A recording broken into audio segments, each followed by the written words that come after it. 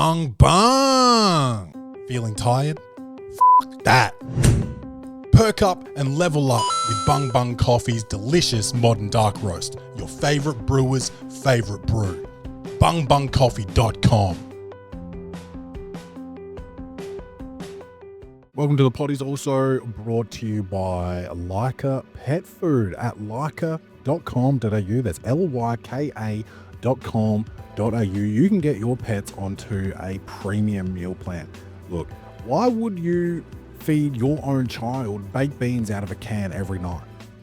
The answer is that you wouldn't. So why would you do the equivalent to your pets? Why are you buying canned stuff off of the shelf? Stuff that's in the, the refrigerator at your local grocery store that you don't know how long it's been sitting there.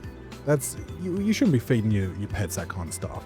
Lyka Pet Food makes it fresh, cooked food for your pets. They deliver it to your door, frozen, so you can put it straight in the freezer or you can let it thaw out. It's insulated, so if you're not home for the day, maybe even 2 days, and the box left at your front door, the food will actually stay frozen in the box. This is just an unreal situation for you and your pets. My dogs have got shinier coats, more energy, they're happier, they both just eat this food so quickly, they can't get enough of it, they absolutely love it. One of them was really itchy. It's that time of year with allergies and stuff. Lyka Pet Food has really just, it's almost like a miracle drug. If there is such a thing, but this isn't drugs, this is food. Just organic food for your pets, makes them feel good, makes you feel like a proud owner. Lyka.com.au and enter code GG-135, that's GIGI-135 for 50% off your first week subscription. And hey, not only is it worth it without the discount, but that discount makes that first week something special. All right, Lyka, lyka.com.au, code GIGI-135 for 50% off your first week. Opus Clip is an amazing artificial intelligence tool to help you clip anything that you film. If you're a comedian, if you're a podcaster, if you are a vlogger, any type of long form content that you want to clip down, you can do with Opus Clip. Okay, this thing has changed my life. I no longer am spending hours and hours in front of my computer clipping stuff up, putting captions on there. All I do is I put my video into Opus Clip. It takes care of everything for me, and I select which clips I want to use. I can also edit them however I like. It is amazing. I use it for everything. Everything you see on Welcome to the Poddy, on Clay McMath Comedy, it's all done through Opus Clip. So if you want to join me using Opus Clip and clip anything, which is an extra tool within Opus where you can actually do AI prompts, tell it what you want it to clip for you. Hey, I want you to clip a movie review for Promising Young Woman, make it funny because it's a bit of a dark movie. Make sure you get the funniest clips for Promising Young Woman. Bang, it puts it together. That's Clip Anything. It's amazing. If you want to use it, use the link in the episode description for Opus Clip. Please use my link in the episode description so I can get some credit for it, and you will get 30% off of your first month subscription. Unbelievable. Let's start the show. Welcome to the party. Best show on the internet. Ask anybody. You know it's easy money. Sit back, relax, get your headphones, everybody. Welcome to the party. Blackout in the booth. Every episode's a party. We go hard like Ricky Bobby. Tell a friend to tell a friend. This is Welcome to the Party. Welcome to the party. Bung bung. It's your man Claytron, aka the Big Boss Man, aka the Clumsy Jeweler, because I'm always dropping gems, aka the Milkman, because I always deliver, aka the PhD of podcasting, the Magnum PI of podcasting, the Captain, the John Daly of podcasting, because I'm here right now, gripping it and pepping it like I do every week, dude. Yes. Yeah, man, I've been getting back into golf. Not getting back into it. I played it once in like the last 6 months. I played poorly, but God, it's just so fun, man. It is fun. It makes you hate yourself. But there's always one shot. There's one shot that makes you keep coming back. I saw my whole algorithm on Instagram at the moment is golf. It's either golf or gambling, but let's not talk about that. But I saw this golf clip about this guy. He got a chip in for a birdie, threw his club. He was ecstatic, and then it paused. It paused and it said, "This was for birdie." Next day he shot, whatever, but he keeps coming back because of this shot, and that's truly what it is. You can have the worst round ever, have one beautiful shot, and you will have one beautiful shot, and that's the shot that makes you keep coming back. Similar to comedy, really. You can, you do your first 5 minutes, maybe you bomb your ass off, maybe you don't. But if you do, and you do get one laugh, it's like, wow, I got that laugh. What is it about that joke that works and these ones don't? Got to figure that out. It's like a puzzle. Same as golf, man. Both very, selfish, self-centered sports, solo dolo jawns, but man, I love it. I love it. Going back out tonight, John Clayley. Last week I went out. I'm not a member anywhere. That's expensive, but I went out as a guest, and I bought some raffle tickets at the end of the night, which is like $5 for 3 or $10, $6 for 3 or $10 for 6 or something like that. Okay, and I bought 10. I bought $10, so 6 tickets. Bang, my number comes up. I go in, get a meat tray. Thank you, folks. Thank you. Sit down. As soon as my ass touches the seat, bang, they call another one of my numbers. I went and got a second meat tray. What? And that's a gift. That is a gift, dude. So that was pretty cool. That was pretty exciting. Getting a couple meat trays out of, it was a comp night. I didn't submit my score because I don't have a handicap, but I was easily the worst golfer out there that day. Like, there's no chance that someone played worse than me. And we still came out of there with 2 meat trays. So like, what more could you ask for, dude? Just phenomenal. Anyway, that's really my week since the last time I recorded the Welcome to the Poddy podcast. But what we're going to do, man, is we're going to get straight into this movie. We got a good one for you today. Let's go. Comedy, action, or horror. Will this movie win an Oscar? Set design, directing, acting, lighting, or costumes. This segment is Clay's Reviews. What happens when revenge isn't just cold, it's calculated, stylish, terrifyingly real. Let's break down Promising Young Woman.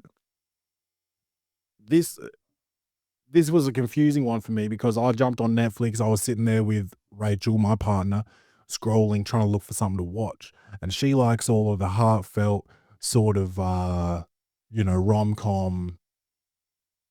and that world, that type of world of film. And I see this thing pop up. It says Promising Young Woman. It's got pink font. It's got a pretty girl. I'm like, oh, okay, I'm going to pick this.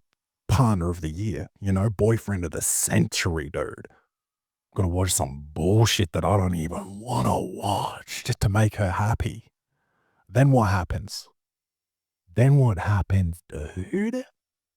Promising Young Woman is this just dark movie. Here's the premise here. Cassie, a woman haunted by past trauma, takes matters into her own hands to expose society's complicity in predatory behavior. Okay, so I guess she had a friend, Nina. I remember the friend's name because it's the same name as my dog.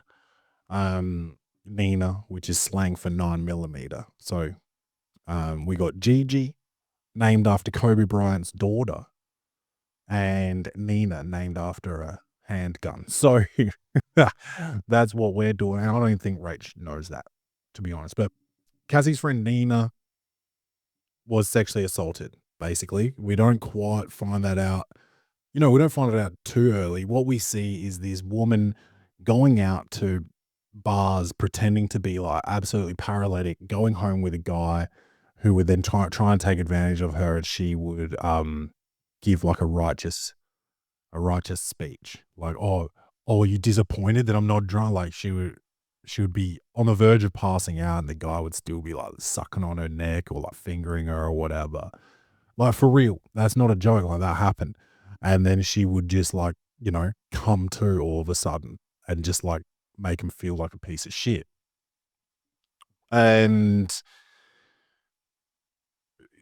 look, there are so many people have commented on this film because one, it is technically brilliant, and two, the subject matter is divisive.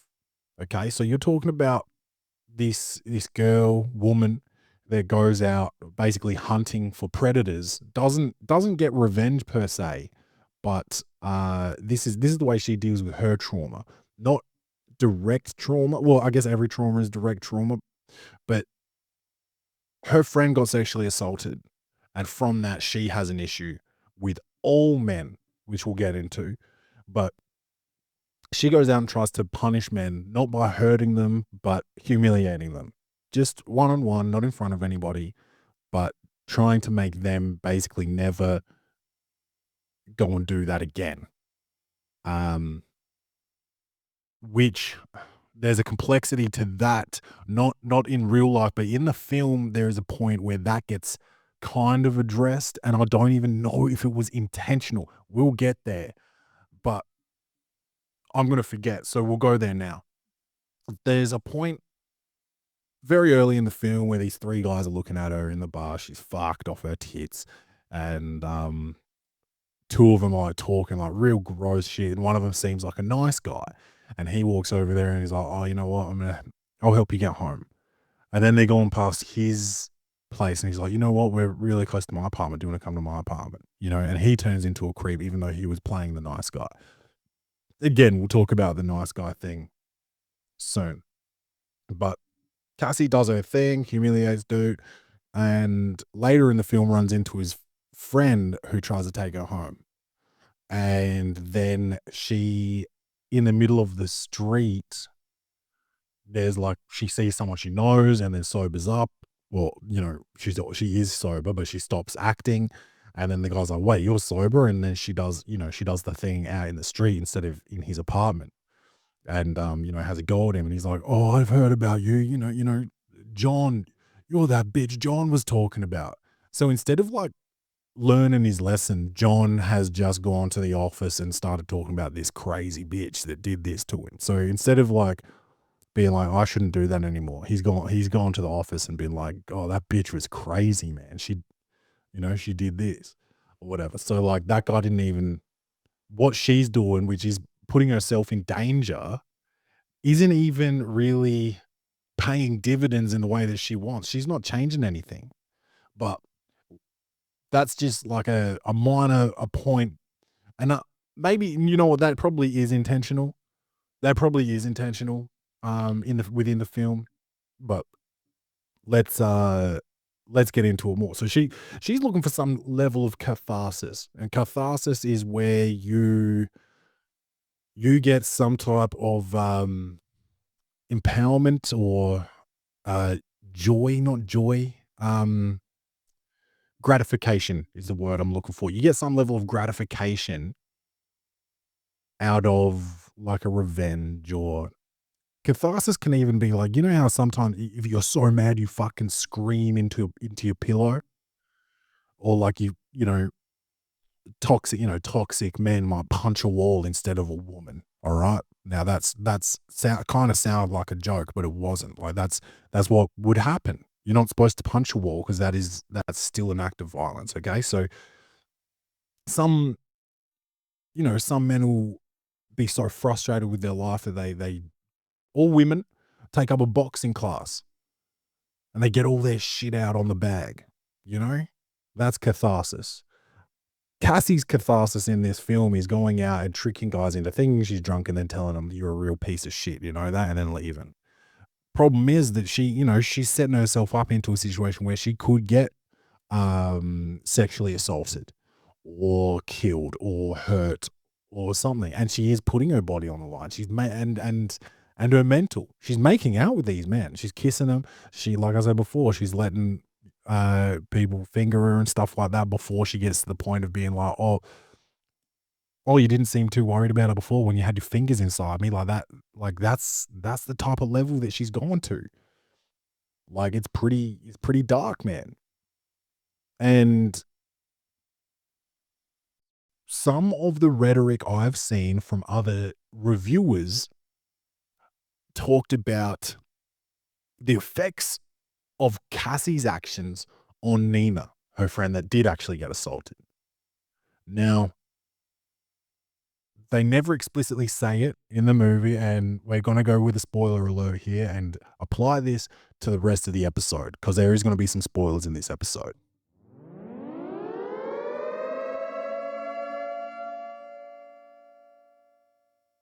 All right, so basically, it turns out that, or seems like, I don't even know if they fully say it. I think they do say it maybe towards the end, but Nina ended up killing herself over this. She dropped out of medical school and killed herself, I think, as far as I can remember. So, yeah, like some of these reviews talk about Cassie's actions and the effects they have on Nina, because Nina never got the chance to consent to Cassie going out and getting revenge. Okay, there's a couple of layers to that.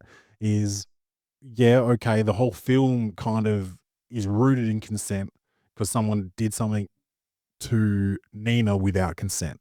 And then every situation that Cassie was putting herself into, she was perceivably intoxicated and wasn't able to give consent. So consent is an underlying factor there. And then even after Nina's gone, her consent is being attacked but by her best friend. Now, I've got to tell you, the way I see it is if someone's passed away, consent, like what you do cannot have an effect on them.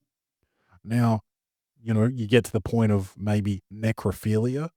I think that does have an effect. It has a physical effect on a dead body. Let's not talk about that. That's disgusting. But if someone wanted to start arguing with me and say, well, you can do something, okay, maybe that has an effect. But your own actions, not physically towards a corpse, can have an impact, cannot have an impact on a person that has been deceased or is deceased. Okay, so I don't believe that Cassie going to get revenge on behalf of Nina is a betrayal of Nina's trust. Okay, Nina's dead. Her consent at this point no longer matters from the point of her death onwards. Okay, what happened to her and the lack of consent and what happened to her still matters. It still happened. But what Cassie's doing is not a betrayal of Nina's trust or Nina's legacy or Nina's will. It's the way that Cassie is coping with her own trauma, with the fact that her friend got sexually assaulted and the fact that her friend killed herself because of that sexual assault. So, I don't think it's as complicated as that. I think some of the reviewers maybe had been victims of this type of thing themselves, and so were like, I don't want to minimize it, but overly sensitive to the thing, to the just the whole movie, just the concept of it, the content of it. Of course, it's triggering, but it's a dialogue starter. And I think that's important. I think that's an important part of this film. Of course, I've never condoned any level of SA, but it made me it did make me think about it in a different way. Not that like I thought certain things were acceptable. Not in that way. But I think in the way of how the men were perceived in the movie, which I'll talk about, I think it made me think of that, and probably white men more more so than I think the way the white men and just men in positions of power are perceived, we will talk about that. I think it made me think about that more, and then the effects that, like, obviously girls have tight friendship groups and stuff like that, and how the friends can be affected by this type of thing is something that I don't think about when I hear about a case of SA. I don't think, oh, I wonder how her friends are.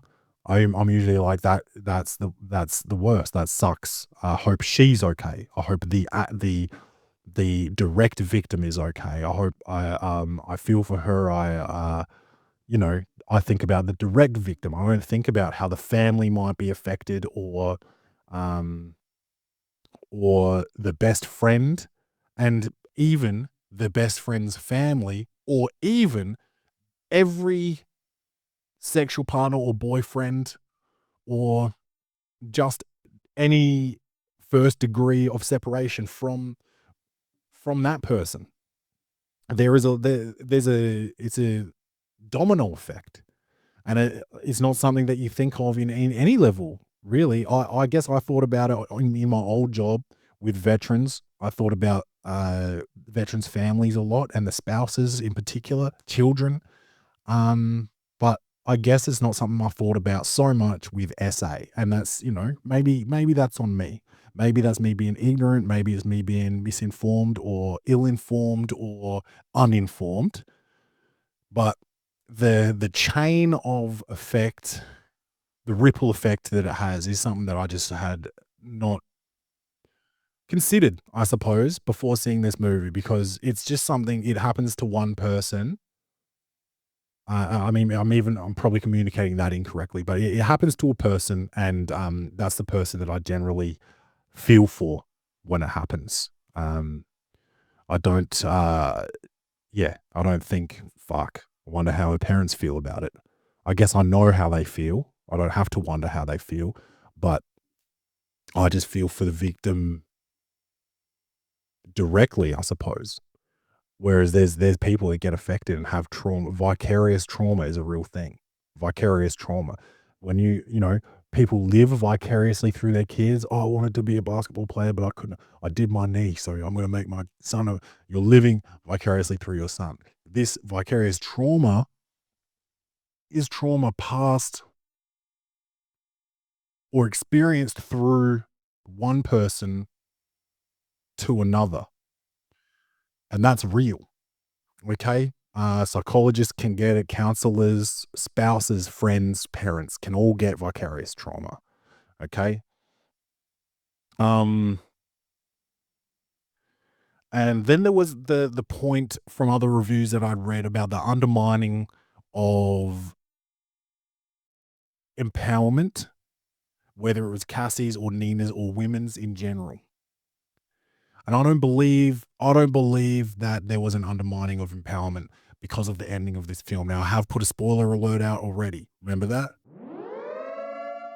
So I'm gonna hit the ending here.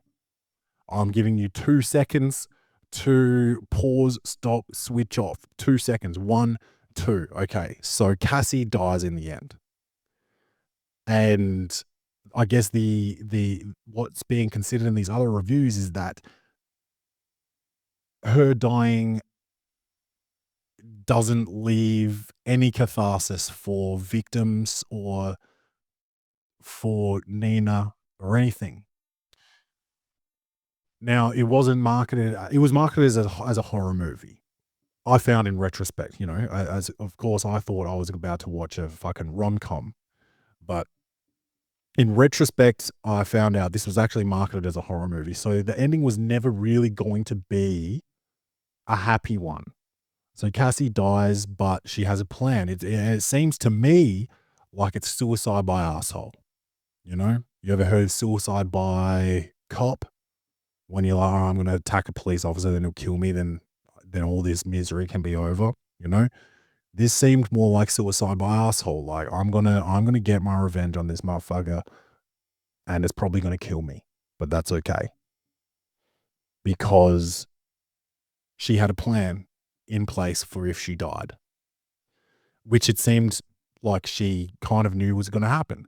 So I think she was fully empowered and fully willing to sacrifice herself for the greater good. Now, the issue is that any catharsis or justice comes after the fact that 2 women have now died as a result of 1 man. Right? So justice is not served for the direct victims to witness and appreciate and get any gratification from. And the thing is that they probably won't. They probably won't regardless. Oftentimes you have to consider what justice looks like. If they're locked up behind bars, are you better? Are you still traumatized? If the person gets fried in the electric chair, are you still traumatized? Yes. It doesn't fix anything. It takes them off the streets. It stops them from doing it to anyone else. It doesn't fix what happened. And it never will. The issue is that it happened in the first place, and that cannot be undone, right? And that's why movies like this, uncomfortable movies like this, are important. Some people don't want to see this shit. It makes you uncomfortable. It makes you fucking rearrange yourself in the chair. It makes you, sometimes there's some stuff you don't even want to look at. This was a different type. There is a number of rape revenge movies. Off the top of my head, I Spit on Your Grave. I think that's a rape revenge, where I think at the start of the film you actually see the event take place. That doesn't happen in this. There is some level of violence in this, not much though. It's more suspense and discomfort. And some people don't want to experience that for their entertainment. But this is an important piece of work because it makes you think, it makes you understand, and it may flick a switch for some people. Some people are born as just monsters, not even human beings, okay? Demons. And those people can't be fixed and they need to be put down, okay?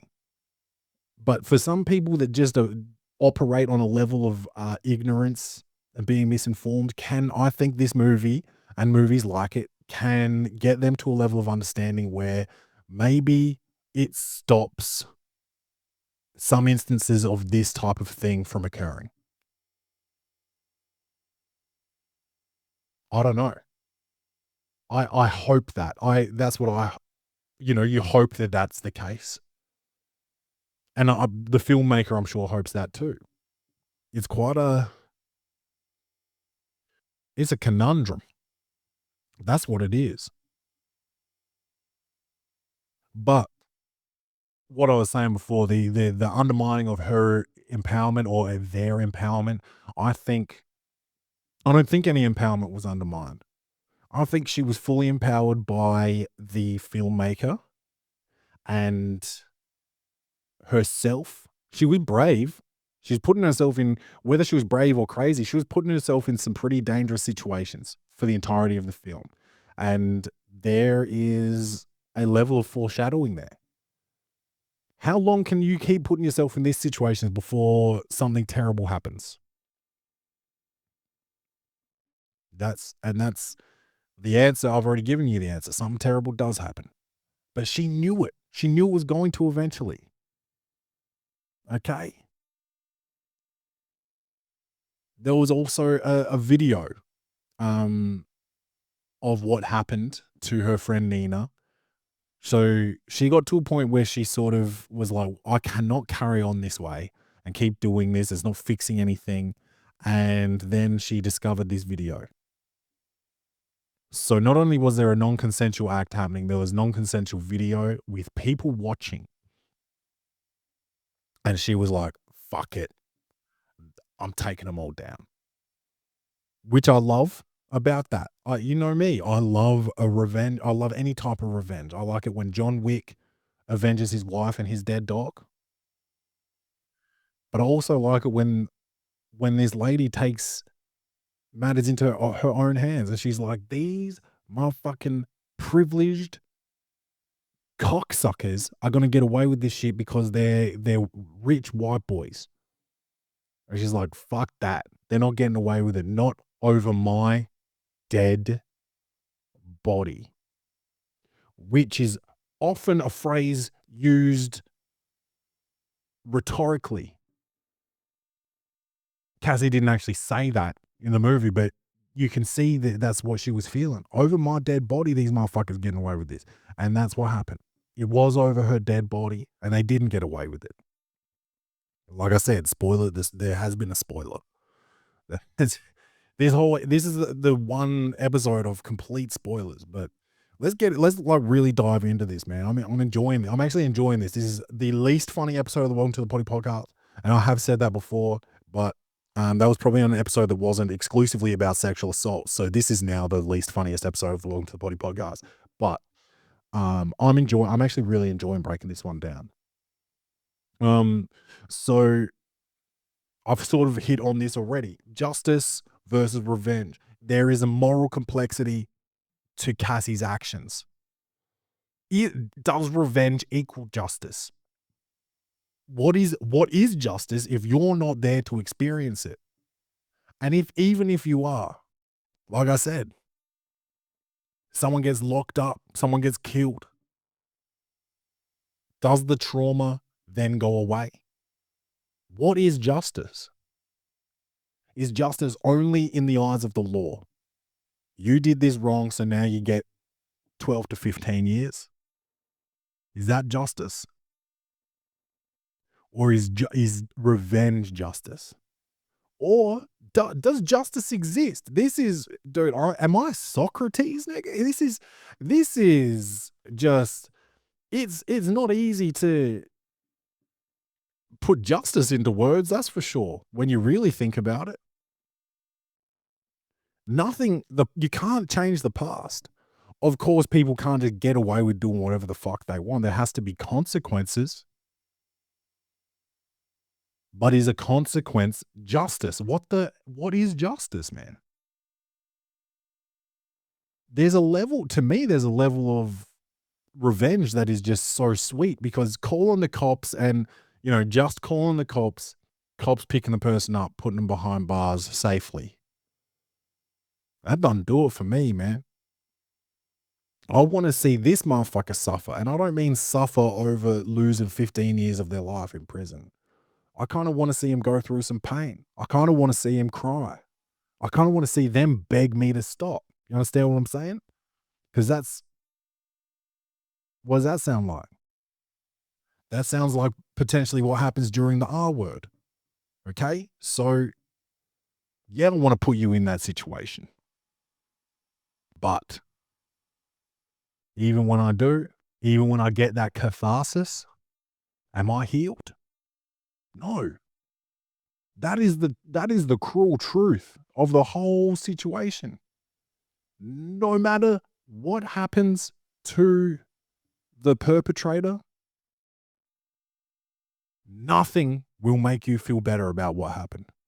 All it can possibly do is prevent that person from doing it again to someone else. And maybe that's the only win you can hope for. Man, that's dark. And then there's the societal complicity. Is that a word? Complicity? I think so. How society allows this type of behavior. So these were med students. These are our future doctors.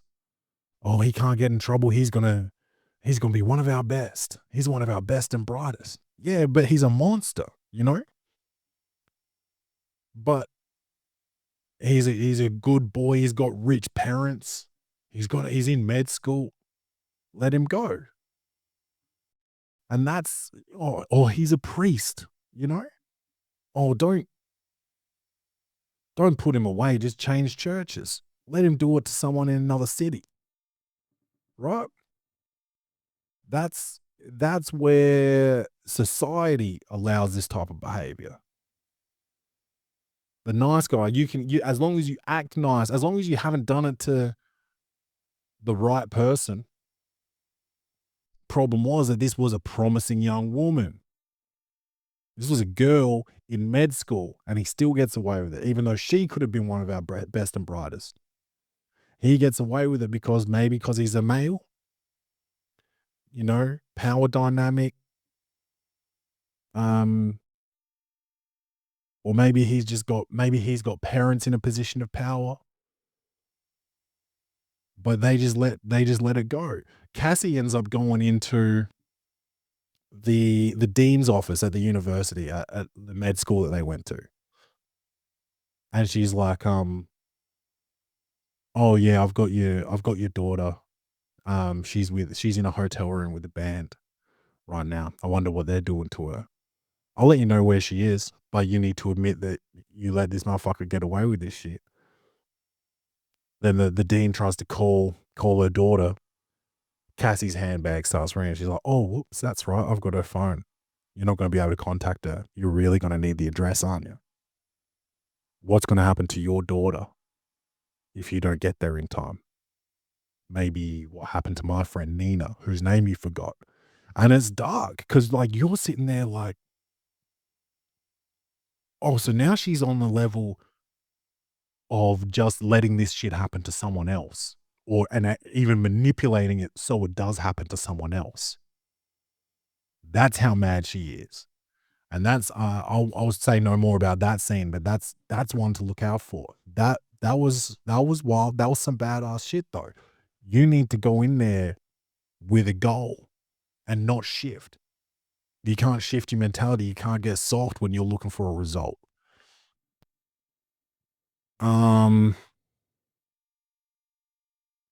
Outside of the story, just the form of the film, the style of it, it was like pastel, bright colors. Cassie was always wearing very feminine dresses, bright, popping color. She looked beautiful for the whole time. And it was like it had a full contrast. Like everything you saw was in full contrast to the dark content of the film. Everything I've said in this 35 minutes of the podcast has been just terrifying, horrific, dark, unfathomable for most of us kind of stuff. But then they've done this Cassie worked at a coffee shop with baby blue walls and like pink ceilings, and she wore these beautiful dresses. And everywhere that they had the brightness turned up on everything. Everything looked beautiful, girly, but like almost like Barbie, Bizarro Barbie. And then she had this little notebook that she carry around where she would write names in it and numbers, not like a tally of how many men that she had, taught a lesson to or whatever. And like I said before, then you find out that they're not even learning lessons. They're just going around calling her like a crazy bitch. Wild, bro. The music, again, there was the contrast of like I said, with the color and the tone of the film. Then you've got the music where they were using pop songs, but making them orchestral, dark versions. One that specifically jumped out at me was Toxic. I think that's Britney Spears. But like obviously Toxic is they're talking about the toxic culture of, God, you don't want to say it too much on YouTube, but rape culture. Okay? And it's like this dark, brooding, orchestral version of that song. It was amazing. I paused it. I had to pause it and talk through it with Rachel. I was like, "This, how amazing is this?" It was one of the most memorable points of the film to me. She was walking down a driveway to a house in the middle of nowhere, and this song comes on, and it was like shit's about to go down. Casting choices: Bo Burnham, was one of the white males in this movie. And it's not just against white male. There's a, what's his name from the Detroiters? I think his name's Sam something, the black guy, chubby black guy, very funny guy. He was in it. Seth Cohen, I forget his real name. Adam Brody was in it briefly. And yeah, so they're just using guys that are usually perceived as nice and funny, and then they're just these absolute cocksuckers. So they even casted it to a point of like, whoever's watching this is going to have some sense of cognitive dissonance, because they're going to be like, Bo Burnham's not like this. Adrian Brody's not like this. You know, chubby black guy's not usually like this. So everything had a decision. There was even a point in the coffee shop where Cassie was framed. It was just like a blue wall, and there was like a picture behind her. It was like not a picture, but a clay sort of, is it just called a sculpture? But hanging on the wall, and it looked like she had a halo. Like she was some type of archangel about to avenge something. And that's what was happening, is foreshadowing, and it's just beautiful imagery. Everything was done for a reason. Choices were made. Nothing was a coincidence. Nothing was an accident. And that's how films are supposed to be made. That's what films are meant to be, dude. What color should this background be? Ah, fuck it. Just whatever we've got. No, it needs to be this color for this reason. Oh, she's a little bit off center. Can we just get her to the middle? Nah, fuck it. Just leave her there. No, she needs to be in the center for a reason. She needs to be framed like this for a reason. She needs to be wearing this for a reason. And this film had that. It had that. It was great. Like I said before, this was different to films like I Spit on Your Grave, in that the violence wasn't shown up front. There wasn't a person that you pointed a finger at straight away and said, this motherfucker needs to go down now. There was suspense gradually building throughout the film to get to a point to where you were like, who is it, and when do they go? And the suspense was built so beautifully that violence was not needed. You didn't need a graphic scene to show you what was wrong. You understood it. You understood what was wrong. You understood why it was wrong. You understood who was complicit.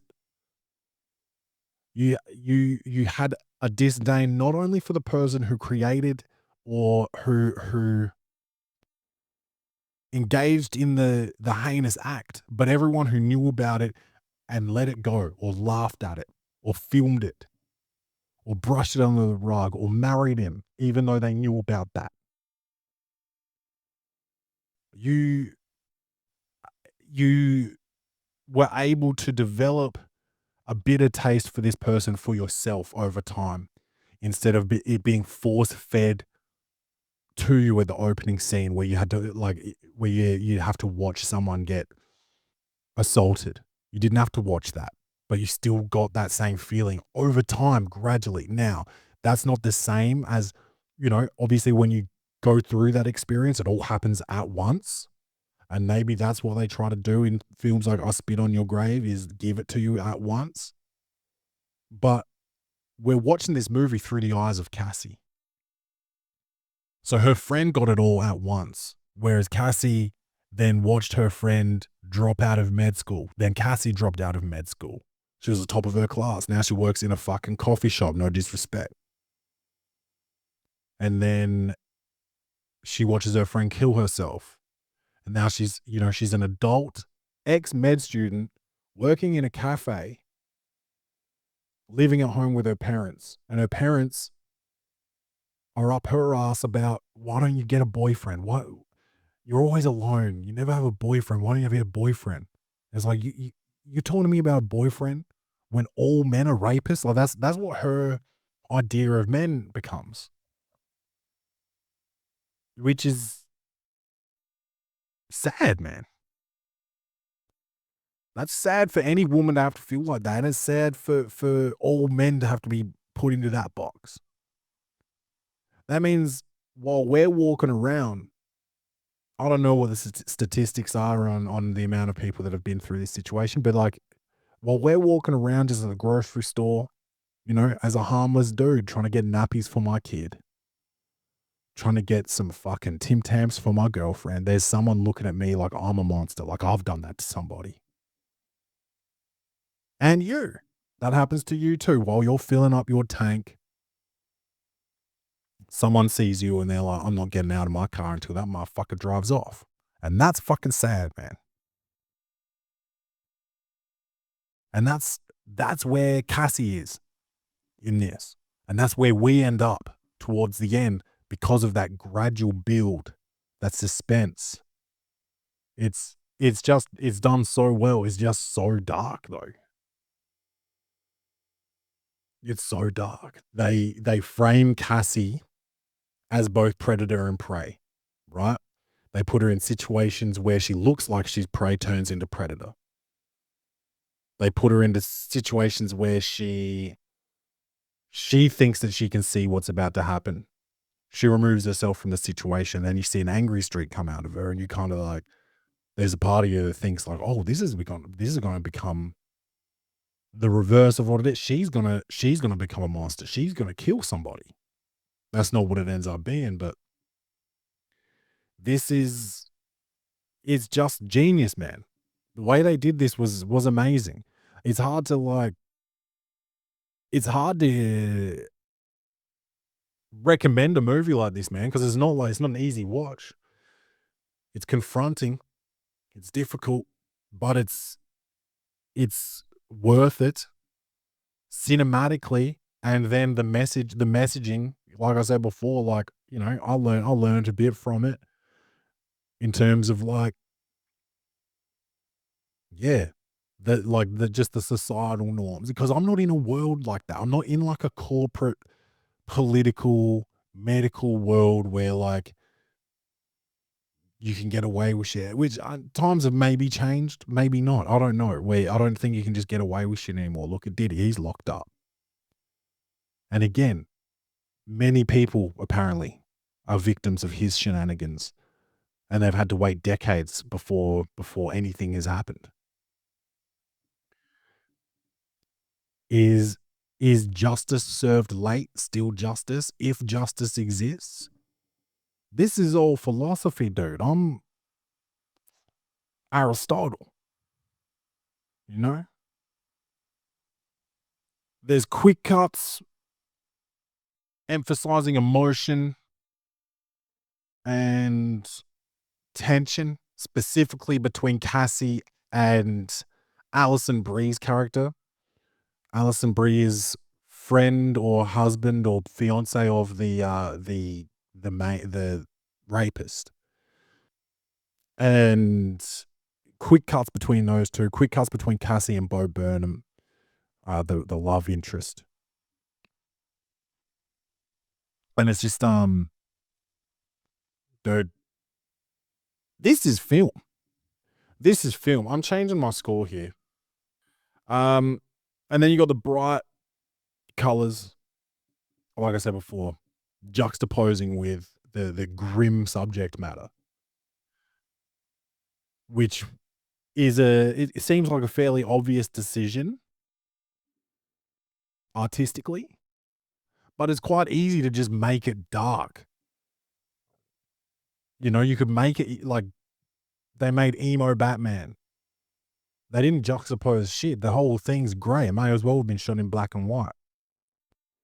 But doing this was a decision. It was a bold decision, especially like, look, I watched the shit thinking it was going to be a rom-com. Now that's marketing too.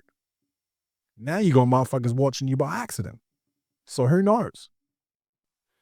And it makes you think about that old saying, nice guys finish last, right? This is interesting because the nice guys in this movie are the bad guys, and that's the scariest part, especially for women. Okay, nice guys in this have finished first their whole life, or perceived nice guys. People aren't looking at your actions sometimes. Sometimes people are looking at your history. People are looking at your parents. People are looking at the school you went to. People are looking at your job or your future job, your trajectory. And they're like, he's a nice boy. But they're not even paying attention to what you really are. So you get away with bad shit. People take your word over others. Okay? And dude, when it came down to the Me Too stuff and it turned into, Me Too at some point turned into believe all women. And this is going to be tricky to navigate. And I kind of regret that I even said that. But there started being a point of people losing their jobs based on allegations. Is people not entitled to due process? Hey, if they did the shit, fuck them. You know, right? I get it. But when people start fibbing on you, then we got a problem. The thing is that there should be a process. There should be a process. That's where it becomes believe all women to me. You believe all women when they tell you that it happened, but you don't start punishing people until that we know that it happened. That's where the difference is. For me, in my opinion. Okay? If Sally comes out, you know, she's in med school and she says, Roger did this to me while I was drunk and I didn't say yes. You don't ignore Sally. You don't say, Sally, sorry to hear that, but Roger would never do that. You call Roger in. You have a chat with Roger. Did you do this? Maybe Roger says no. All right, Roger. Well, we're still going to have to launch an investigation because this is pretty serious shit that Sally's saying that happened. We're going to get the police involved and we're going to try and figure this shit out. But what you don't do is when Sally walks in and says, hey, Roger did this, you don't then say, hey, Roger, guess what? You're kicked out of school because Sally said so. That's where there has to be due process.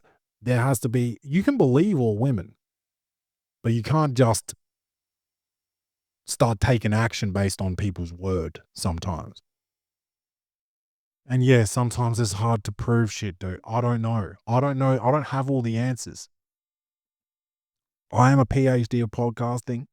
Kid genius, I think they call me. Nostradamus, I think they've called me before. I think they called me president of the United Plates once, but that was because I was chefing up a fucking storm that day. But you can't just start punishing people for shit. Check this out. If someone calls my house, let's say my son's at school. Let's say a parent calls me and says, your son beat up my son today. Kenny's not grounded all of a sudden. I'm going to chat with Kenny. I'm going to be like, did this happen? Yes or no?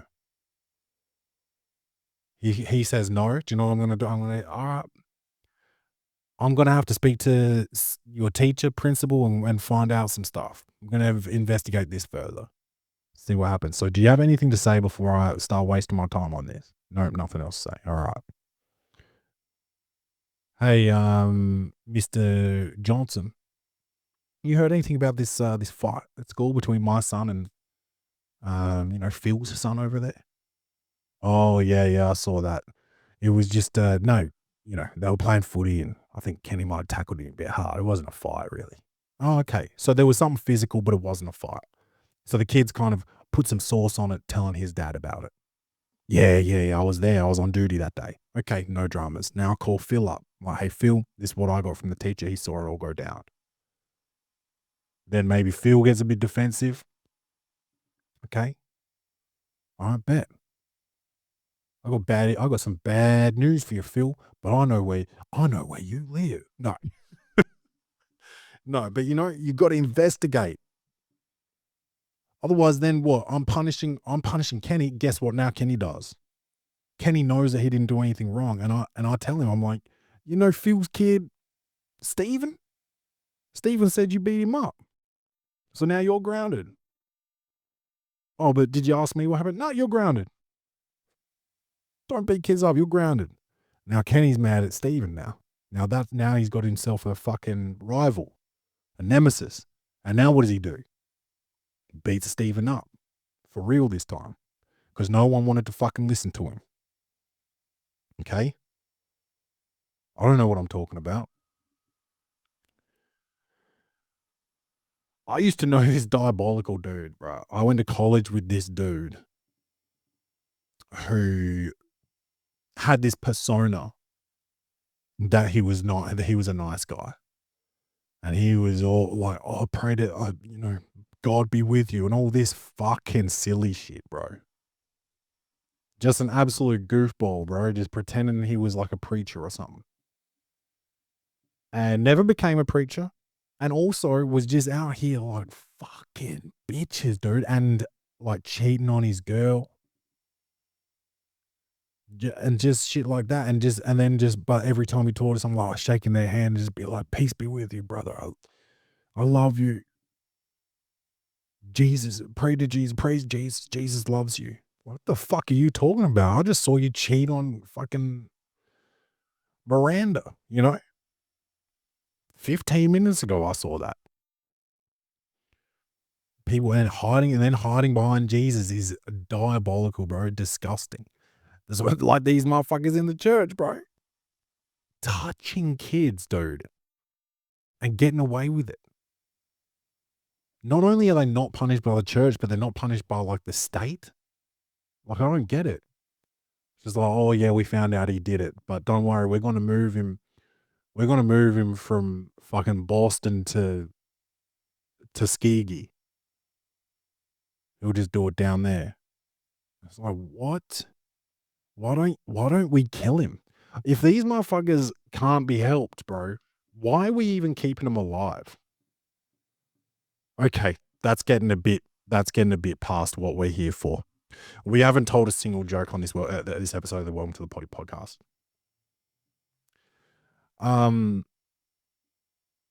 But yeah, like I was talking about before, is justice a thing? Does justice even exist? If justice or justice does exist, is belated justice enough?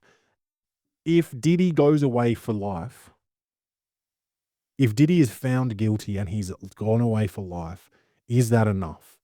Does that solve any problems? An example of this, not like in rape culture or anything, but Emmett Till. Emmett Till was a young boy. I think he was 12 years old. And don't quote me on that. And that's a peeve of mine. I hate when people say, don't quote me on that. But this is a podcast, so don't quote me on that. But Emmett Till, he was a young boy, 11, 12, 13, 14 years old. But, something like that, very young. Wolf whistled a white girl, Oh, that's a bad bitch over there. And got beaten to death. Got beaten to a point where his mother could not identify him at the coroner's. And 80 years later or some shit, this bitch comes out and says like, yeah, that didn't happen. He never wolf whistled me. That bitch needs to be strung up, first of all, but it doesn't even matter if she is. It doesn't bring Emmett Till back. You know what I'm saying? I might have this story all twisted. I'm not Mr. fucking history.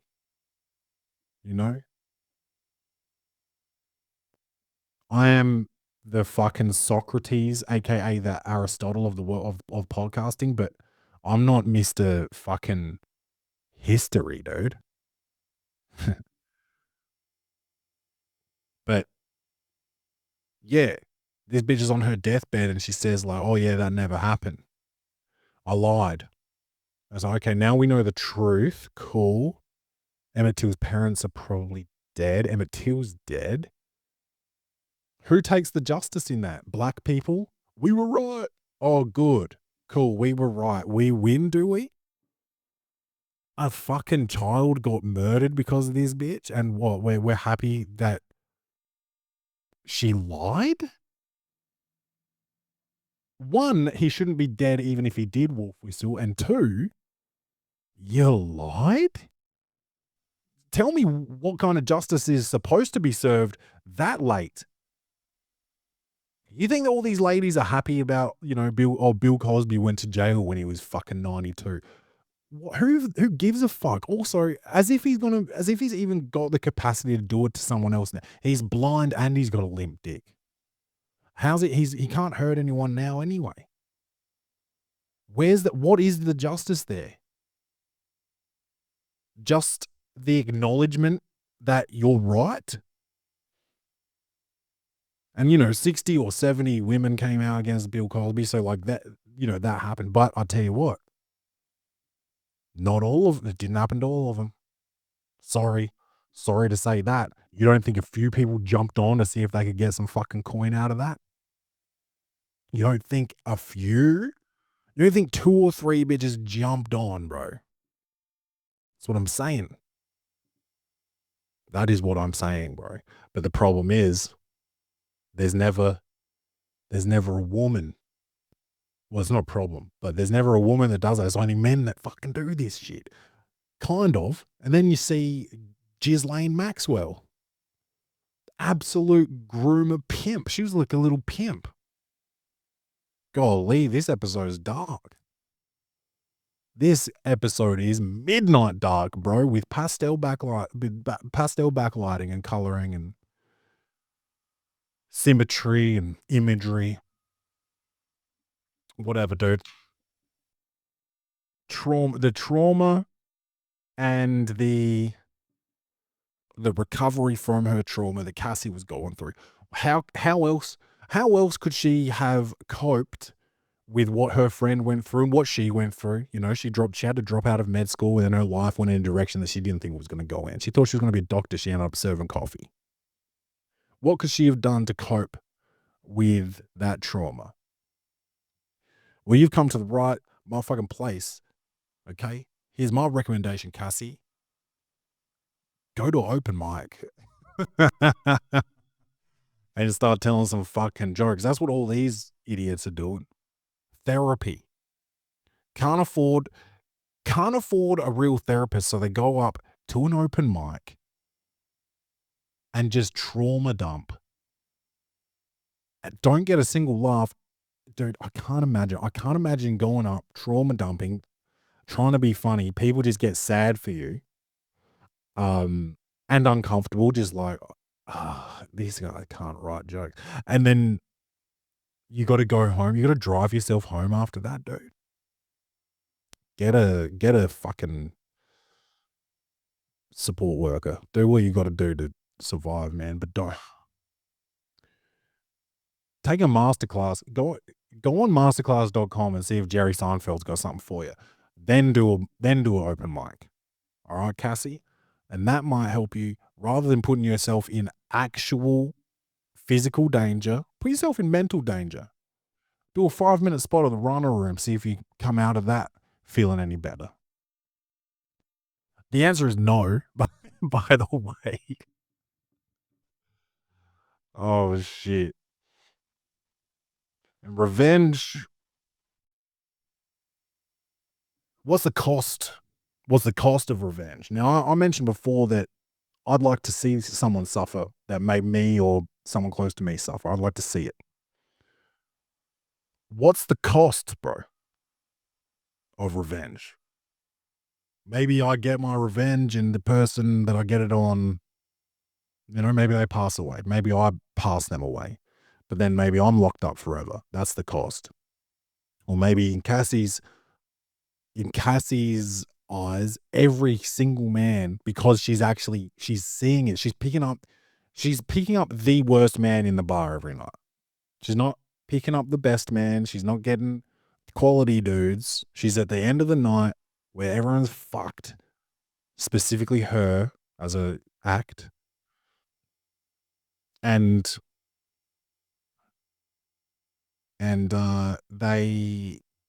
her perception changes that all men are complete piles of garbage. So that's one cost of her revenge. The other cost is the level of danger she's putting herself in. Like, what if the revenge I need to get is against a gang member who's always surrounded by other gang members? So I go in there, it's going to be a problem. I got to get a mobster, it's going to be a problem. I got to get a cop, it's going to be a problem. I got to get a Greek dude or an Italian, any type of fucking Mediterranean guy with a huge family, that invites 250 people to his wedding. It's going to be a problem, bro. It's dangerous. Revenge can be dangerous. In Cassie's world, the danger, the catharsis maybe outweighed the danger. The result outweighed the danger. Maybe she felt that completing what she had to complete was worth the risk that she was taking. And that's something we got to weigh up with a lot of things. You learn in school about pros and cons lists. I remember doing pros and cons. And that's sometimes you got to weigh shit up and figure out, is this actually worth me doing? I've physically written out and I think this is a joke maybe in The Office. Is it The Office? No, it's Friends. It's Friends. I think Ross writes a pros and cons list about Rachel. And I've done that, bro. I've written pros and cons lists. I had a girl that I broke up with maybe 10 years ago. And before I did it, I wrote out a pros and cons list. And I wasn't happy, in the situation.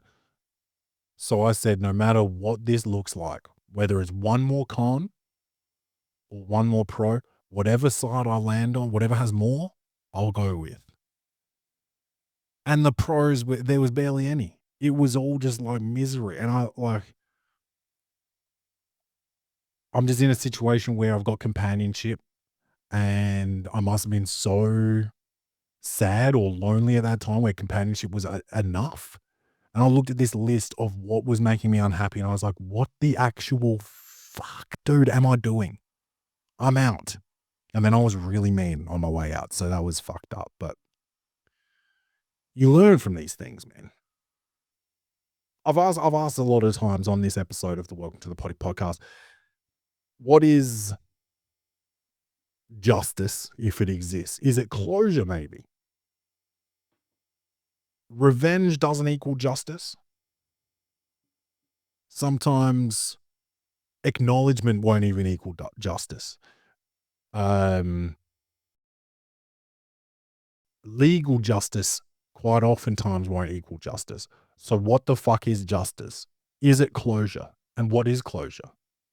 Last episode, I talked about forgiveness and how I don't particularly believe in it. Is forgiveness closure? A lot of like Bible bashers believe in forgiveness. Jesus forgives you for your sins. You got to forgive others for their sins. I'm not going to get back into it. You can listen to the last episode of the Welcome to the Poddy podcast, but fuck that, dude. Especially in this circumstance, someone takes advantage of you physically in the worst way possible, and you forgive them only to give them a chance to do it to you again or someone else again. Fuck forgiveness. Put them down. These people. Forgiveness is too, maybe I'm too basic. Maybe forgiveness is more complex than that. I've been in therapy before, okay, for a little while, And there was some trust issues that I had. And there was a couple of people that my therapist told me to forgive in order to move past the trust issues that I had. And I forgave 2 of those people because one of them was so close to me that if I didn't forgive them, my life was going to never change, ever,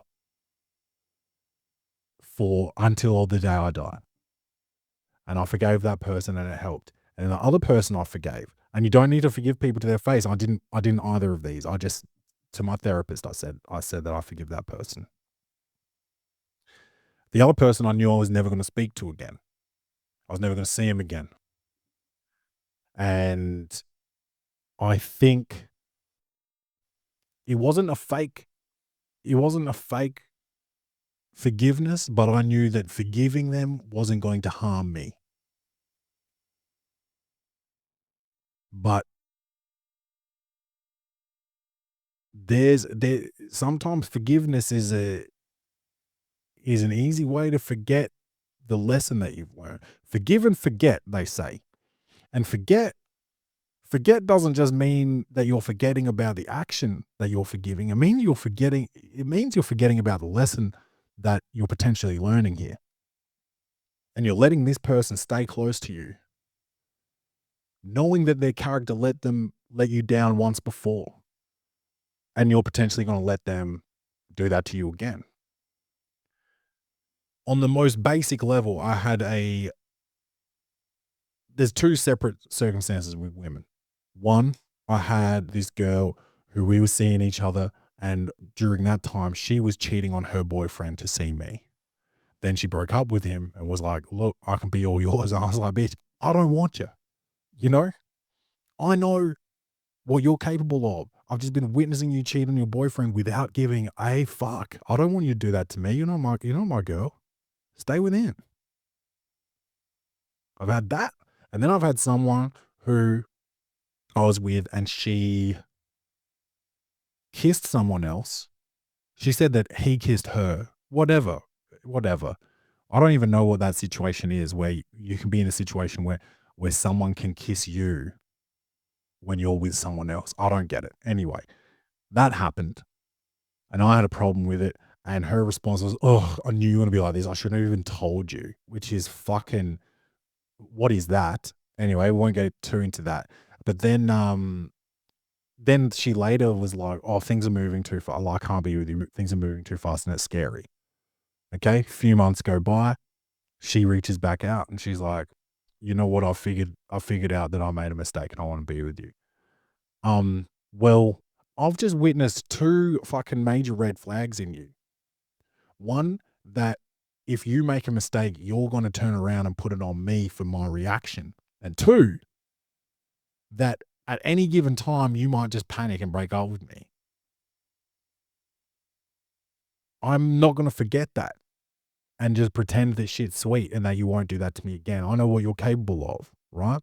And when I say capable of, it's that you can sound like, you know, you're talking about a monster that's capable of, you know, killing somebody. No, I just know what you're capable of in terms of human behavior. And I know you're capable of switching shit off whenever you feel like it and running away. And so I'm not going to put myself in a situation with somebody like that again. So no, I was very happy in the relationship we had, but you have shown me that you can and will take that away whenever it suits you. So forgive if you want, but that's the way I live. Dude, I'll forgive you for, you can take a fucking cookie out of my cookie jar without asking, but that's not even a forgivable offense. That's just like, you know, make yourself a home type of vibes. What I can't excuse is an unannounced drop over, bro. This ain't Seinfeld. This ain't Seinfeld, motherfucker. You're just gonna unannounced drop over, bro?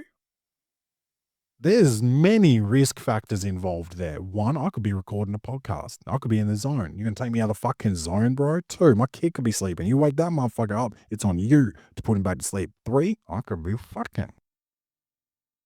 You want to ruin that for me? Unannounced dropovers are not on.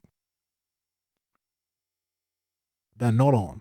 Not by any stretch of the imagination. All right. This movie was complex. It was technically brilliant. It was dark. It was uncomfortable, unapologetically. Casey, is it Casey or Carey? Carey, it is. Carey Mulligan. Phenomenal. Flawless. She's, if you don't remember who she is, she's the girl in Drive with Ryan Gosling. I don't even think it's a love interest. I think it's like a very quiet friendship. They don't talk a lot in that movie. But this movie was unbelievable. I loved it. It was, a hard watch. I don't want to repeat myself, but I'm giving it 9.5 cups of coffee. 9.5. You heard me right. It's been a long time. It has been a long time since we got to this point, with a film, and people will be, oh, Clay, all you do is give fours, bro. All you do is give fours. All you watch is fours. You're hard to please. Oh, you're a fuckhead, bro. 9.5 out of 10. I love you guys. Don't forget to love yourselves. Please go to claymcmathcomedy.com, claymcmathcomedy.com, and buy tickets to all my shows. My Fringe show, Adelaide Fringe show, is now on sale. I've got a week in Sydney coming up in January. It's all on my website, claymcmathcomedy.com. Buy tickets, buy some merch, support the show, tell a friend, tell a friend. I love you guys. Don't forget to love yourselves. And as always, bung bung.